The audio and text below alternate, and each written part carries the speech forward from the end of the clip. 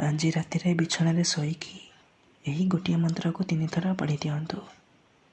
Guarantee ଦେଉଛି ସେ ନାରୀ ତୁମ ହାତ ଧରି ଘରକୁ ଡାକିବ ଆଉ ଯାହା ଚାହିଁବେ ତାହା କରିବାକୁ ଦେବ। ହଁ ଦର୍ଶକ ବନ୍ଧୁ, ଆପଣ ସମସ୍ତଙ୍କର ଇଚ୍ଛା ଥିବ ନିଜ ପସନ୍ଦର ଝିଅକୁ ପଠାଇବା ପାଇଁ, ପଡ଼ିଶା ଘର ସୁନ୍ଦରୀ ଭାଉଜଠାରୁ ନିଜର ମନ ମୁତାବକ କାମ ହାସଲ କରିବା ପାଇଁ। କିନ୍ତୁ ଇଏ ଏତେ ସହଜ ନୁହେଁ। ଏଥିପାଇଁ ଆମର ତନ୍ତ୍ରଶାସ୍ତ୍ରରୁ ମୁଁ ଆଜି ଆପଣଙ୍କ ପାଇଁ ଏମିତି ଏକ ସହଜ ଶକ୍ତିଶାଳୀ ବଶୀକରଣ ନେଇ ଆସିଛି, ଯାହାକୁ ପ୍ରୟୋଗ କରି ଆପଣ ନିଜ ପସନ୍ଦର ସୁନ୍ଦରୀ ଝିଅକୁ ମୁହୂର୍ତ୍ତକ ଭିତରେ ପଠାଇ ପାରିବେ। ପଡ଼ିଶା ଘର ସୁନ୍ଦରୀ ଭାଉଜକୁ ନିଜ ବଶରେ କରି ତା'ଠାରୁ ନିଜର ମନ ମୁତାବକ କାମ ହାସଲ କରିପାରିବେ। ଏହି ବଶୀକରଣ କରିବା ପାଇଁ ଆପଣଙ୍କୁ ବେଶୀ କିଛି କଷ୍ଟ କାମ କରିବାକୁ ପଡ଼ିବନି କିମ୍ବା କିଛି ବି ପଇସା ଖର୍ଚ୍ଚ କରିବାକୁ ପଡ଼ିବନି। କେବଳ ଯେତେବେଳେ ଆପଣ ରାତିରେ ଶୋଇବା ପାଇଁ ଯିବେ, ନିଜ ବିଛଣାରେ ଶୋଇକି ଏହି ଗୋଟିଏ ମନ୍ତ୍ରକୁ 3 ଥର ପଢ଼ିଦେବେ। ଗ୍ୟାରେଣ୍ଟି ଦେଉଛି ଯେମିତି ଆପଣ ଏପଟେ ଏହି ମନ୍ତ୍ରକୁ ପଢ଼ିବେ, ସେପଟେ ସେ ଝିଅ ହେଉ ବା ବିବାହିତା ମହିଳା ବିଚଳିତ ହୋଇ ଉଠିବ। ଯେପର୍ଯ୍ୟନ୍ତ ଆପଣଙ୍କ ପାଖକୁ ଆସିନି, ଆପଣଙ୍କ ସହିତ ସମ୍ପର୍କ ରଖିନି, ସିଏ ଗୋଟେ ମୁହୂର୍ତ୍ତ ବି ରହିପାରିବନି। ନମସ୍କାର ଦର୍ଶକ ବନ୍ଧୁ, ଏସ୍ ମନ୍ତ୍ର ଚ୍ୟାନେଲରେ ଆପଣମାନଙ୍କୁ ସ୍ୱାଗତ। ଯଦି ଆପଣ ଝିଅ ପଠାଇବାକୁ ଚାହୁଁଛନ୍ତି, ପଡ଼ିଶା ଘର ସୁନ୍ଦରୀ ଭାଉଜକୁ ପଠାଇବାକୁ ଚାହୁଁଛନ୍ତି, ତେବେ ଆଜିର ଏହି ଭିଡ଼ିଓଟିକୁ ପୁରା ଧ୍ୟାନର ସହିତ ଦେଖନ୍ତୁ। କାହିଁକିନା ଏହି ବଶୀକରଣକୁ ପ୍ରୟୋଗ କରି ହଜାର ହଜାର ଲୋକମାନେ ଲାଭବାନ ହୋଇଛନ୍ତି, ନିଜ ପସନ୍ଦର ଝିଅକୁ ପଠାଇ ପାରିଛନ୍ତି। ଆପଣ ବି ମାତ୍ର ଗୋଟିଏ ଥର ଏହି ବଶୀକରଣ କରିକି ଦେଖନ୍ତୁ। ତାପରେ ଦେଖିବେ ଯେଉଁ ଝିଅ ଆପଣଙ୍କୁ ଭାଉ ଦେଉନଥିଲା, ସିଏ କିପରି ପାଗଳି ପରି ଆପଣଙ୍କୁ ଭଲ ପାଇବାକୁ ଲାଗିବ। ଯେଉଁ ବିବାହିତା ମହିଳା ଆପଣଙ୍କୁ ଅଣଦେଖା କରୁଥିଲା, ସିଏ ନିଜେ ଫୋନ୍ କରି ଘରକୁ ଡାକିବ ଆଉ ଯାହା ଚାହିଁବେ ତାହା କରିବାକୁ ଦେବ। ଆପଣଙ୍କର ସବୁ ଇଚ୍ଛା ପୂରଣ କରିବ। କିନ୍ତୁ ମୋର ଆପଣମାନଙ୍କୁ ଅନୁରୋଧ କି ଏହାକୁ ଆପଣ ଭାବିଚିନ୍ତି ପ୍ରୟୋଗ କରିବେ, କାହିଁକିନା ଏହି ବଶୀକରଣର କୌଣସି ପ୍ରକାର କାଟ ନାହିଁ। ଯେଉଁ ଝିଅ ବା ବିବାହିତା ମହିଳା ଉପରେ ଆପଣ ଏହି ବଶୀକରଣକୁ ମାତ୍ର ଗୋଟିଏ ଥର ପ୍ରୟୋଗ କରିଦେବେ, ସିଏ ସାରା ଜୀବନ ପାଇଁ ଆପଣଙ୍କର ବଶରେ ହେଇଯିବ, ଆପଣଙ୍କର ଗୋଲାମୀ କରିବ। ଆପଣ ତାକୁ ଯାହା କହିବେ, ଯେମିତି କହିବେ ସିଏ କରିବ। କୌଣସି ପ୍ରକାର ବାଧା ଦେବ ନାହିଁ।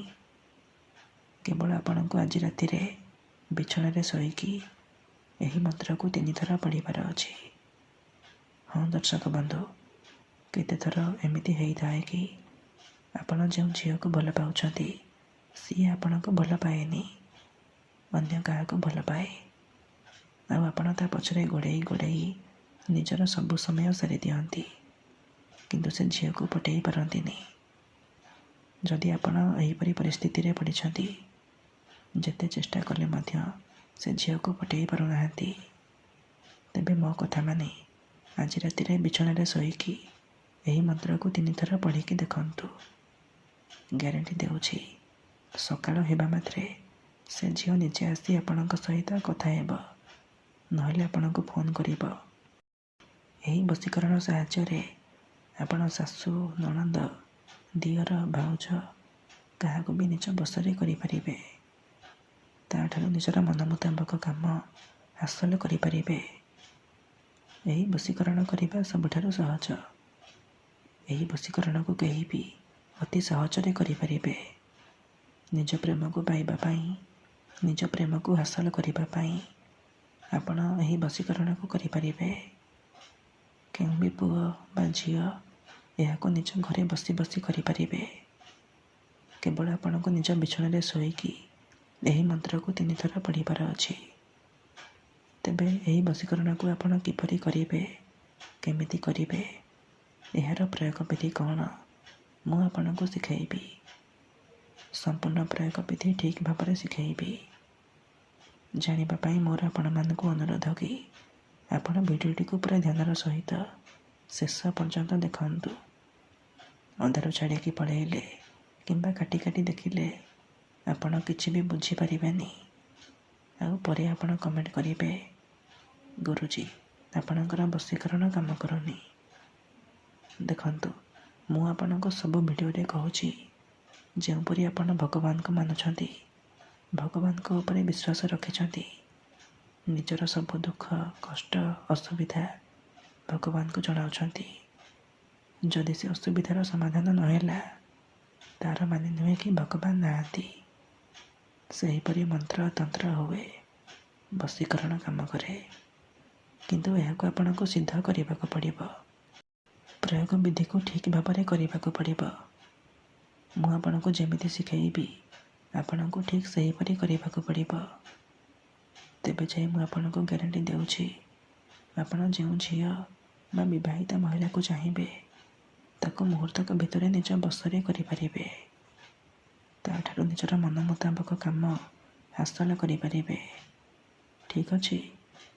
ତେବେ ଚାଲନ୍ତୁ ଜାଣିବା ଏହି ବଶୀକରଣ ବିଧିକୁ ଆପଣ କିପରି କରିବେ। ମନେ ରଖନ୍ତୁ, ମନରେ କୌଣସି ଖରାପ ଉଦ୍ଦେଶ୍ୟ କିମ୍ବା କୌଣସି ଖରାପ କାମ ପାଇଁ ଆପଣ ଏହି ବଶୀକରଣକୁ ପ୍ରୟୋଗ କରିବେନି। ତେବେ ଚାଲନ୍ତୁ ଜାଣିବା ଏହି ବଶୀକରଣକୁ ଆପଣ କିପରି କରିବେ। ମନେ ରଖନ୍ତୁ, ଏହି ବଶୀକରଣ ବିଧିକୁ ଆପଣ କେଉଁ ବି ବାରରେ କରିପାରିବେ, କିନ୍ତୁ ଯେବେ ବି କରିବେ, ରାତିରେ ଶୋଇବା ପୂର୍ବରୁ କରିବେ। ନିଜ ବିଛଣାରେ ଶୋଇକି ଆପଣ ଏହି ବଶୀକରଣକୁ ଆରମ୍ଭ କରିବେ। ପ୍ରଥମେ ଆପଣ କ'ଣ କରିବେ, ଭଲ ଭାବରେ ହାତ ଗୋଡ଼ ମୁହଁ ଧୋଇକି ସଫା ବସ୍ତ୍ର ପିନ୍ଧିକି ନିଜ ବିଛଣା ଉପରେ ପୂର୍ବ ଦିଗକୁ ମୁଣ୍ଡ କରିକି ଶୋଇପଡ଼ିବେ।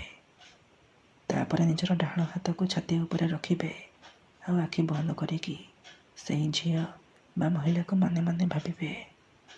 ତାର ମୁହଁକୁ ନିଜ ମନରେ ଭାବିବେ। ତାପରେ ଏହି ମନ୍ତ୍ରକୁ 3 ଥର ପଢ଼ିଦେବେ।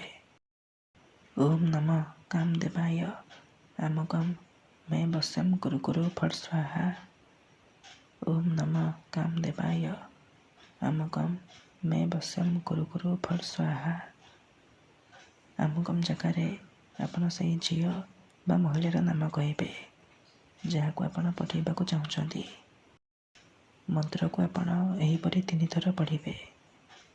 ମନ୍ତ୍ରକୁ ଆପଣ 3 ଥର ପଢ଼ି ସାରିବା ପରେ ଛାତି ଉପରୁ ହାତକୁ କାଢ଼ିବେ ଆଉ ଛାତିରେ ଗୋଟିଏ ଥର ଫୁଙ୍କିଦେବେ। ଏତିକି କରିସାରିବା ପରେ ଆପଣ ଶୋଇପଡ଼ିବେ। ପ୍ରଥମ ଦିନରୁ ହିଁ ପ୍ରଭାବ ପଡ଼ିବା ଆରମ୍ଭ ହୋଇଯିବ। ସକାଳ ହେବା ମାତ୍ରେ ସେ ଝିଅ ନିଜେ ଆସି ଆପଣଙ୍କ ସହିତ କଥା ହେବ, ନହେଲେ ଆପଣଙ୍କୁ ଫୋନ୍ କରିବ। କିନ୍ତୁ ମନେ ରଖନ୍ତୁ, ଏହି ବିଧିକୁ ଆପଣ ଲଗାତାର 3 ଦିନ ପର୍ଯ୍ୟନ୍ତ ଲଗାତାର ରାତିରେ ଶୋଇବା ପୂର୍ବରୁ ଏହିପରି କରିବେ। ତାପରେ ଦେଖିବେ କିପରି ସାରା ଜୀବନ ପାଇଁ ସେ ଝିଅ ହେଉ ବା ବିବାହିତା ମହିଳା ଆପଣଙ୍କ ପ୍ରେମରେ ଦିବାନୀ ହୋଇଯିବ। ଧନ୍ୟବାଦ।